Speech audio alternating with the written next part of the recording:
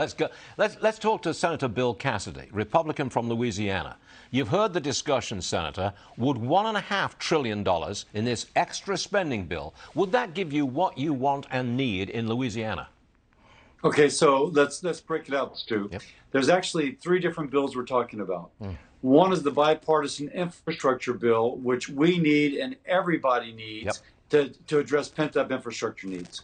We then have a disaster relief bill, which we are going to need after Hurricane Ida, which is separate, which will obviously benefit the people in the Northeast, hopefully helping them to recover their lives. And then lastly, there is this reconciliation bill. What's in it? If this is going to be the appropriation bill for next year, what is the relative amount that goes into defense for an increasingly dangerous world? How much goes into funding new mandatory programs, which will drive up our debt and deficit? So I think you really have to see what's in that bill before you can decide whether you're for it or against it. It reminds me of Speaker Pelosi. You have to pass it so you can find out what's in it. I mean, not that you're going to do that, Senator, but it brings back those memories.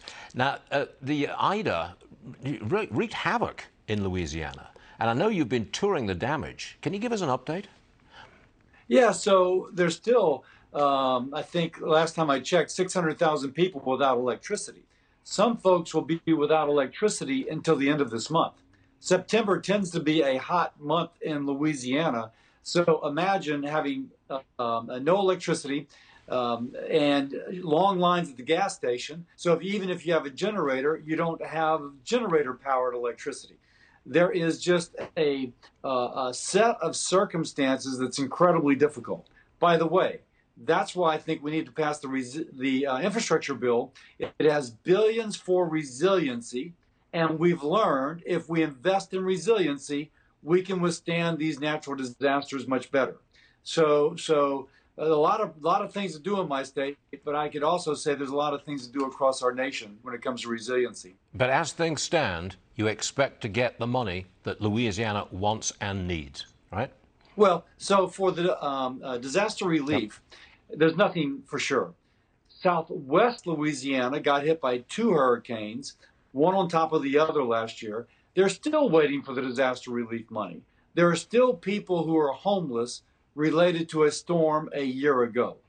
So just because there's been a disaster and Americans are homeless does not necessarily mean that relief is quickly forthcoming. So I'm hoping that it comes. And by the way, I'm hoping to also have the needs met for the people in Southwest Louisiana. In this case, it's coupled with folks hurt in Northeast Louisiana. Again, not just about Louisiana. It's about Pennsylvania, New Jersey, New York. What can we do to help those fellow Americans as well? And if you tie them together, hopefully we have a package which benefits all. Our thoughts and prayers go to the people of Louisiana. And Senator, thank you very much for being here to represent them. We appreciate that, sir. Thank you very much. Thank you, Stu. Yes, sir.